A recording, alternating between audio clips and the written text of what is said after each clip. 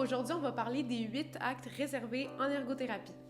Donc, il faut savoir que le Code des professions réserve certaines activités aux professionnels qui sont inscrits au tableau de certains ordres. Dans le cas des ergothérapeutes, on a des actes réservés partagés, ce qui fait qu'on a des activités qu'on a en commun avec d'autres professionnels de la santé, comme par exemple des physiothérapeutes, des infirmiers, les médecins, ça peut être des audiologistes, etc.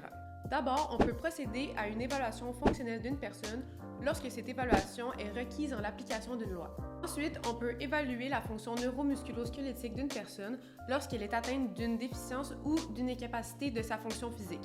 Comme troisième acte réservé partagé, on peut prodiguer des soins reliés aux plaies.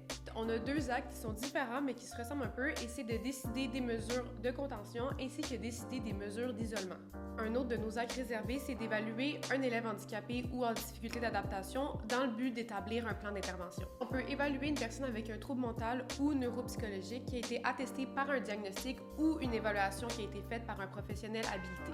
Finalement, on peut évaluer un enfant qui n'est pas encore admissible à l'éducation préscolaire et qui présente des indices de retard de développement dans le but de déterminer des services de réadaptation ou d'adaptation qui vont répondre à ses besoins.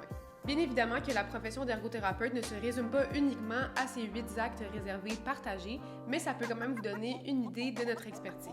À la prochaine!